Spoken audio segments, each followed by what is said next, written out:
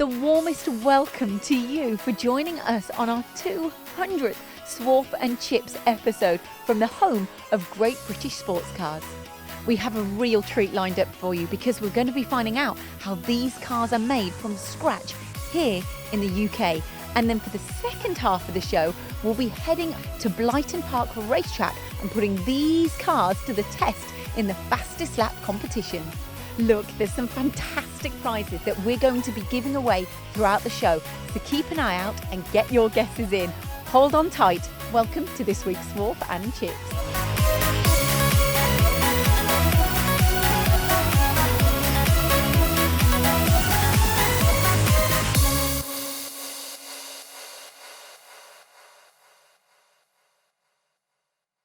Blimey, Richard, these cars are amazing. What are the stats? What performance have these cars got in them? So the car's got a 2.5 litre Ford Duratec, about 200 horsepower and 196 pound-feet of torque in a car that weighs 600 kilos. So it's fairly quick, just over 3 seconds to 60. Wow, I can't wait to get in one of the cars. The fact that you make them here in the UK is incredible. What's the whole process? So it starts off with an idea, then into the CAD, getting the drawings, into fabrication that we'll see, machine shop for the more bespoke turn parts and milled parts, then the assembly through to final build, testing and on the road. My goodness. And who's looking to purchase these? Do you have different options? We've got quite a few different options on the car, so you can tailor it to exactly what you want in terms of performance and styling. We've got quite a mix of different customers. So can they build the car as well, or do you just provide them with a finished car? So we have the option to do a complete component build where we'll supply you the whole package of all the parts and you can assemble it yourself, which a lot of engineers like. Yes. And then we do the complete cars that you can drive away. Oh, wow. And where did this all begin? Was it your childhood? Yeah, I've always had a passion for cars. Started off racing, radio control cars, getting into engineering that way. Always had a real interest in engineering. Built a car with my dad when I was in sixth form at school, then did mechanical engineering at university, and it's kind of grown from there. And talking about growing, what's the growth of the company now? Where do you predict you're going to be in 5-10 years' time? We've spent the last few years really concentrating on a lot of product development to really get the best product that we see in the market. And I think now we're in a good position to really grow and get the brand out there and get people knowing what we're doing. Yeah, definitely, especially the fact that it's made here in the UK. Yep, British made. Before we go to fabrication, do not forget to get your guesses in for the race that's happening later on in the show. Who it was that did the fastest lap and what time they did it in. Good luck. This is where it all starts, and I say sort of the foundation of the car, the chassis. Yeah, the chassis really is the foundation that makes the car special with all the unique design features in. In simple terms, and you need to keep it simple for me, what do you actually do? How does it work? What goes on, really? So the chassis, we manufacture the whole thing. It starts off as raw material that we buy in as tube. Yep. And then there's a lot of profile cut bracketry that goes on the car that then mounts a lot of the stuff, engine mounts, suspension mounts, and so on.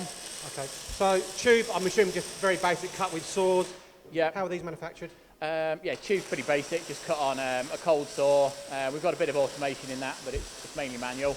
Then all the profile cut brackets, they're all CNC high definition plasma. Right, okay. And then putting it all together onto a jig, I'm assuming? Yeah, so everything's, once it's all manufactured, it's individual component that makes up the chassis. It then goes into a jig where everything's held in place. It's then welded in a correct welding sequence to ensure that it doesn't distort and move. So it's like, it is, I'm going to make it sound basic, it's like a complicated Meccano set, really. Kind of, really, yeah. Yeah. It slots in the right order. And then all the key points on the chassis, all the suspension mounts and things are actually all pinned. So they have to be physically constrained within the jig so they can't move. And then there's certain datum points on the chassis that we want to have within a millimetre or so after welding. Okay. And from one end to the other then, what sort of tolerances are you working to? We aim to be within a couple of mil. Right. No more than that, which for a welded structure is fairly tight. So this is pretty much the chassis complete? Yeah, so this chassis here is complete in fabrication. Yep. And it will be going to powder coat next. Okay. Where it will be shot blasted, hot prime, top coat to give it that durability and protection, and then the actual build starts. And then anodised? There's no anodising on the chassis. On the Right. aluminium components Right, on the okay. car, we then anodise. No problem. a lot So of them. this is chassis 570. Yep. So next stage, let's go and find out. Yep. So now we've seen the fabrication elements. Tell us about the manufacturing and the machining side of your business. So we've got this side of the business where we've got our CNC machines from live tooling lathes, bar fed lathes, milling machine, 4-axis mill, and so on. So we're making a lot of the more accurate components from seatbelt mounts that go back into fabrications, and then our own shock absorbers, throttle bodies, brake calipers, and all the sort of more precision engineered parts that go into the car. So when we talk about the car, what parts on the car are all made here in the UK? Majority of the parts where we can are made here on site. So we took a different approach to a lot of the other people in the industry, in that we actually wanted to be a car manufacturer and make the car from design, concept and raw material. So we're making all our own chassis, the whole exhaust system with all the 3-axis tube bending, exhaust silencers to the end. We're doing all our own wishbones, the shock absorbers on the car, brake calipers, front and rear alley hubs, all the bodywork in GRP or carbon fibre, profile cut aluminium parts, folding, quite a wide variety of different parts. And who's responsible for the design elements of these components that make the car what it is, really? So we've got our own in-house design team. You were using SolidWorks for a lot of the design, and then Autodesk Feature Cam on the cam side to put into the machine. And what's unique about the components that kind of enhance the car's performance? I think we've got the advantage because we're actually building the car, designing the car. We can optimise each component. We're not governed by buying something off the shelf where you have to compromise on it. If we want to try something or develop something, we can literally do it, and within a very short space of time we can actually have it on a car and tested. So how important is it for your customers to actually see and know that they're getting a British-made sports car? I really think it is key to our product that they can see that it's truly British-made and engineered all here. They can see it all under one roof. There's the bespoke element of the design, the quality's there, and they really can get a proper British sports car. Again, I want to re-emphasise, great British manufacturing, great British sports cars. You've got calipers here, discs, throttle bodies, shock absorbers, one of the key parts of the car, and it's not just a shock absorber, a lot goes into this. Yeah, there's been a lot of design and development over the years to get the shock absorbers and all the bespoke parts of the car. Because we manufacture in-house here in the UK, it can go from an idea on a sketch through to the CAD, through to the machine on a car in a really short period of time. Right, and then so adjusting, improving all the time? Yeah, we're constantly evolving the car. It's just an ongoing development. Okay, and in basic terms, this shock absorber, the comfort of the ride, the stiffness? Yeah, so by doing our own shock, it's enabled us to get both performance on the circuit and ride quality for when you're touring, so you can get the best of both worlds. Brilliant. And should I buy one of these cars, I'm not a leading statement there, it's easy to adjust if I want to go from circuit to road and things like that? Dead easy. It's got the adjuster on the bottom, so you can just alter it on the fly, really. Brilliant. Make it sound relatively simple, but a lot of thought, a lot of design goes into this. Yeah, there's been hours and hours of fine detail in the design. So now we've reached the final stages of this fantastic process. Talk us through the assembly. So once the chassis has been fabricated, comes back from powder coat, they come into the workshop where we'll panel the cars. It's a full aluminium skin on the car. It's actually bonded to the chassis, so it makes a full stress skin which helps to increase the rigidity. It'll get us panelled up, it'll then go to paint in whatever colour the customer chooses, and then the assembly starts from there, putting the components on, so the wishbones, the hubs, engine gearbox, electrics, loom, so on. So you mentioned the bespoke elements. Can you tell us what they entail? So the customer can really choose whatever they want. In terms of paint finish, we can have any colour, whether we want stripes on the car, any graphics, if they wanted to personalise it or brand it in any way.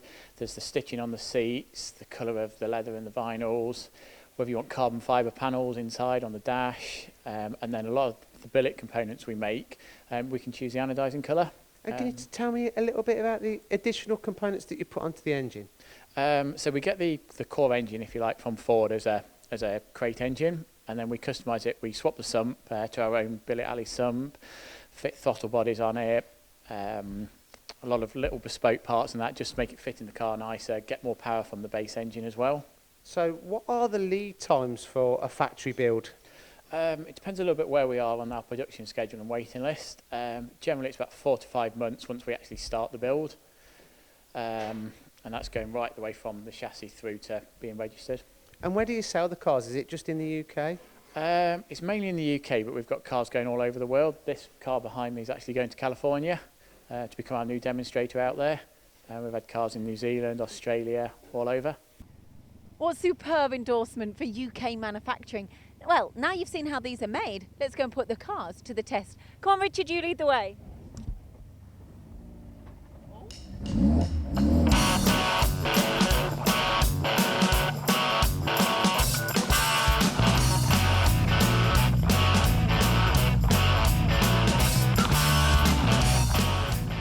Now you can see how incredible these cars are made. Perfect timing there. We have arrived at Blyton Park and we're all ready for the day ahead of going round the track. It's going to be Paul, Joe, Gio, Mark and myself racing. But there is a competition too, isn't there, Paul? Yes, we want you to guess who is going to produce the fastest lap time. We want you to guess the time as well. And I think I'm going to win. So there's a You might do, good hint for actually. you. But also the prize is going to be a factory tour round GBS's factory. And also Richard, who runs it, is going to take you out in the car as well. So make sure you're getting your guesses below. It's going to be a great day.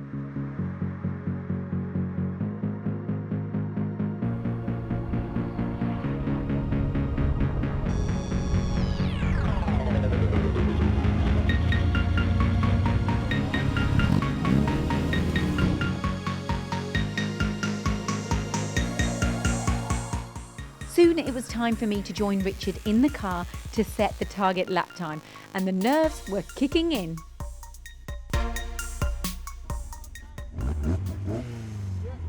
Oh my God. I am so scared right now. Don't try and go too fast.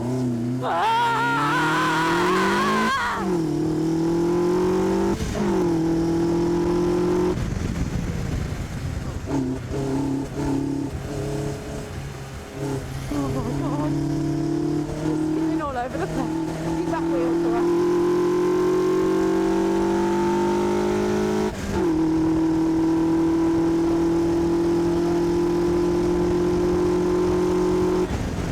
Oh my God, where are we going? Where are we going? There's a chicane. I'm skipping everywhere.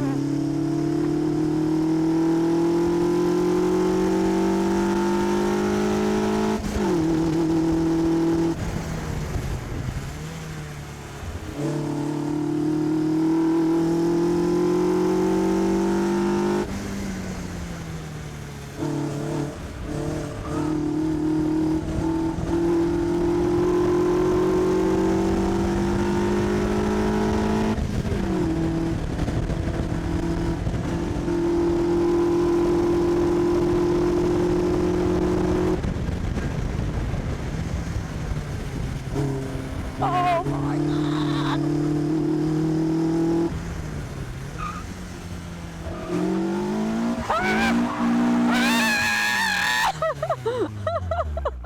Bloody hell! Well done, well done.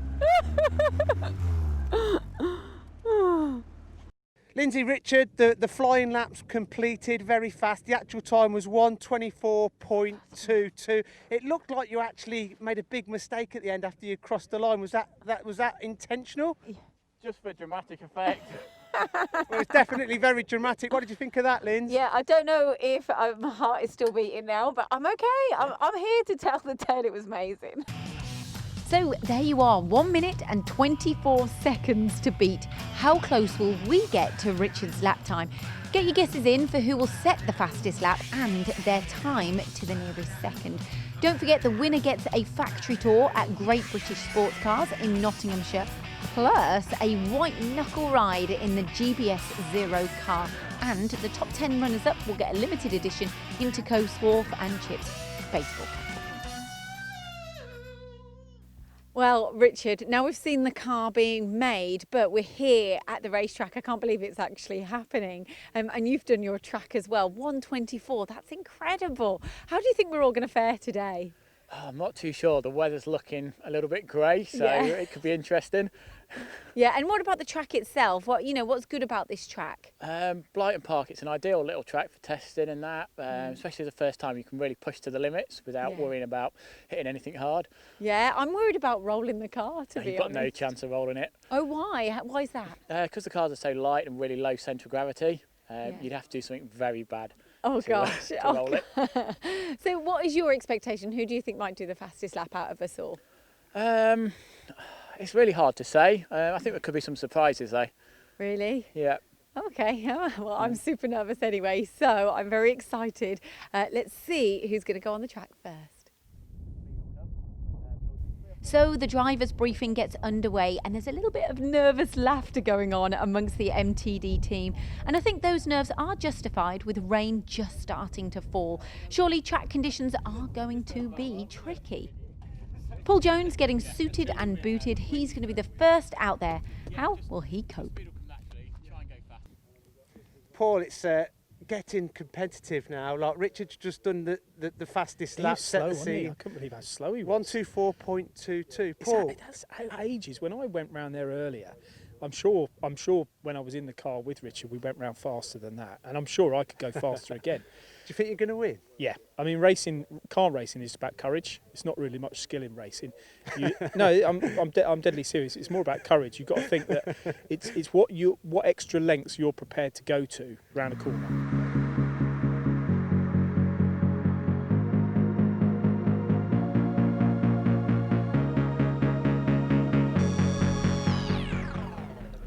And as you can see, Paul Jones is the first of the MTD crew in today's car. It appears he's going to get the best of the conditions here today at Blighton Park. Rain is forecast, but the track is pretty dry at this moment in time.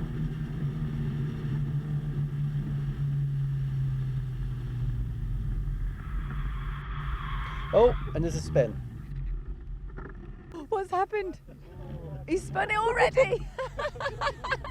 He's spun the car already. I hope you're timing that. I hope they're timing that. Yeah, because it's just started to drizzle, hasn't it, a little bit? So the weather has changed. How does that change the course? How does that change the car? Not as much grip and could be a bit more dangerous, so What? it'll be Okay. interesting. And I said rain is forecast. We now have rain on the track. As you can see, it's started to become wet. All well controlled.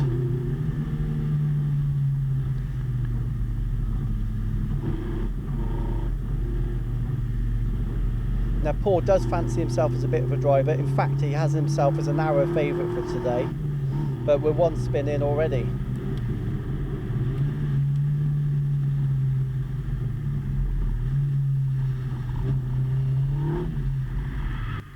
Oh! Paul is, oh, that's good timing. Paul is having a spin of a time. But either way, I'm going to beat them.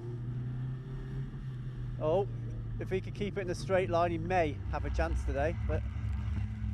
And that was Paul Jones. You don't need a stopwatch, you need a calendar for his lap. I had the worst conditions because it was in between dry and wet. When it's wet, you know it's wet. When it's dry, you know it's dry. It's in between, it's worse. So I get 10 seconds off of my time because of that. Because of those, so 10 seconds off off of my Jonesy's time. circumstances. Only span it twice as well, which was quite good.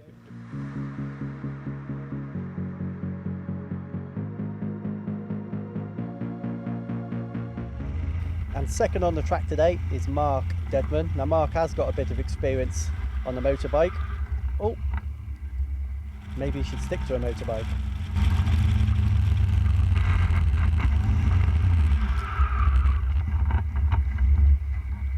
No, good job, that was a practice lap. I'm sure he's got all the spins out of the way for today. As you can see, the heavens have opened and it is throwing it down here at Blighton Park.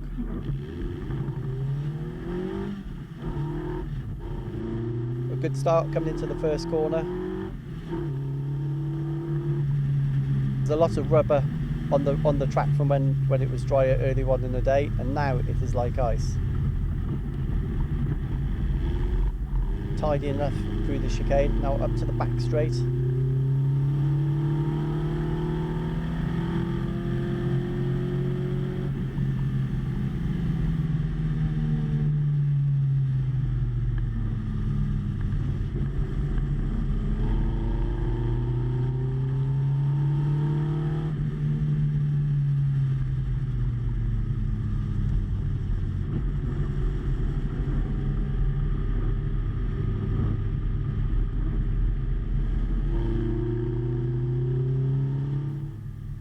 And now the final 2 corners.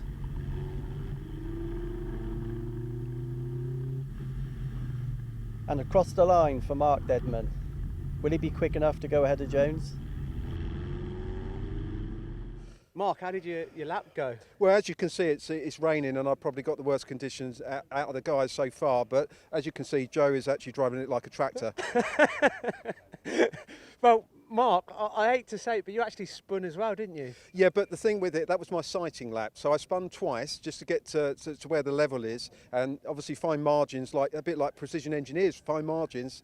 I didn't spin on my record lap. Oh, so that was the precise lap. It was. Brilliant, Mark. Well done. Congratulations. Is Mark the winner? Get your guesses in.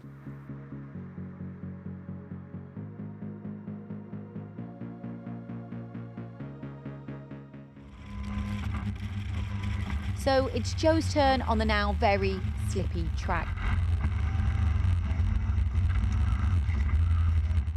And a tremendous save there from Joe.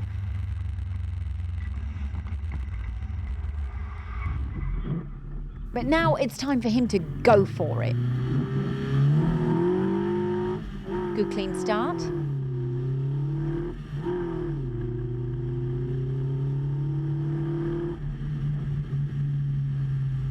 And now into the first bend that leads into the chicane.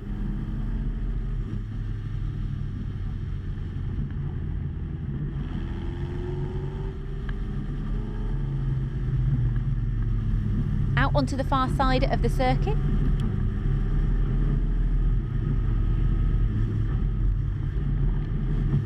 And a twitch through the bends there.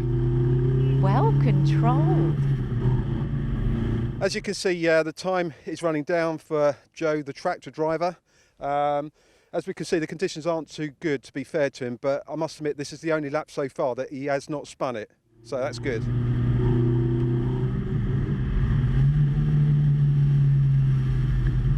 Running down now into the very difficult last right-hander where Joe had a moment in practice.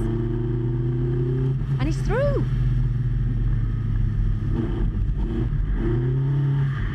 But oh, he spins across the line. Joe's just finished his lap. It was a pretty epic ending there, Joe. What did you do? Well, you know, it's the hare and the tortoise, isn't it, Lyndsey? I think I've probably done enough to win. I haven't seen the times. No one will give me the times, but it felt pretty quick. Well, you span it, but did you get over the line and then spin it, or did you spin it first? Yeah, just a bit of oversteer there at the end, just one for the crowd. But yeah, no, it was good fun, really good fun. Track's a bit wet, as you can see, but yeah. Really, really good fun.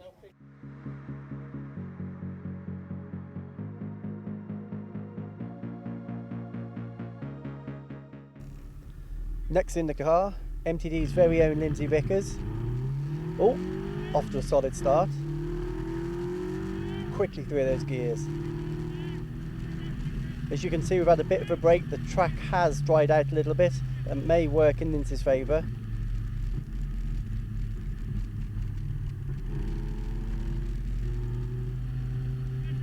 And for those of you who know Lyndsey, this is how she drives going to Tesco, so stay well out of her way. That's quick up the back straight. Richard has said the secret to a fast lap is to be neat and tidy.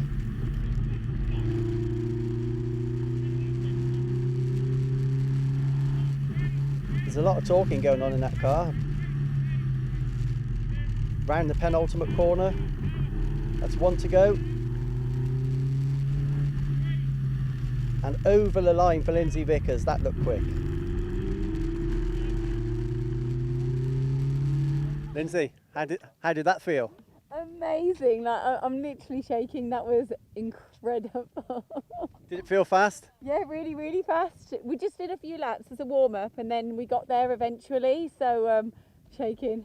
Where do you think you are on the leaderboard? I have no clue. I thought I was going to be right on the bottom, so I'm hoping I might still be higher up than I thought on the bottom. We didn't spin, so you got half a chance. Good driving. Thank you. Woohoo!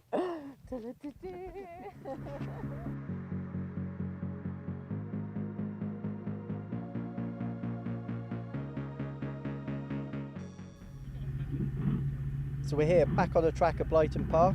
As you can see, the rain has come back, and it's MTD's very own Frankie Dettori. Giovanni is in the car. If you could keep it straight, that would help.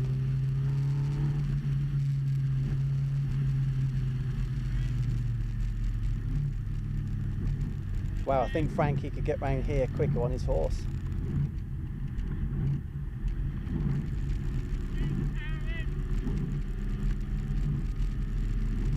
Get on the gas, Gio. He's getting a lot of encouragement from the instructor here. Slow through the chicane. Oh, not slow enough.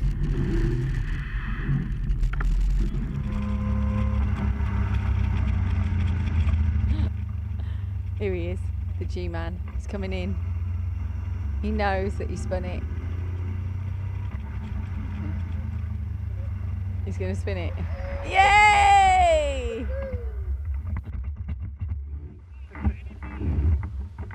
Wave to the crowd. Gio, G-Man. How was that? Wait, lift your visor and say, how was that? It was absolutely brilliant, absolutely brilliant. A bit slippery out there, to be fair, and thankfully I had a good tutor next to me, or else I could be in that field somewhere at the minute. But yeah, it was brilliant, really good. Did you spin it? A few times. 3 or 4 times? Only twice. Twice. Not too bad. And that brings a close to a great day at Blyton Park. The weather has been a challenge, but so has the driving. I must say, these cars are fantastic. As you can see, there's been a real change in conditions today. It's been dry, it's been damp, it's been sticky and slippy. And we have had a really good show with 200 Swarf and Chips. So we're grateful of your following and watching us on each and every single episode. Don't forget, we will announce the winner next week. So who do you think did the fastest lap and what time? And as we always say, keep those tyres turning.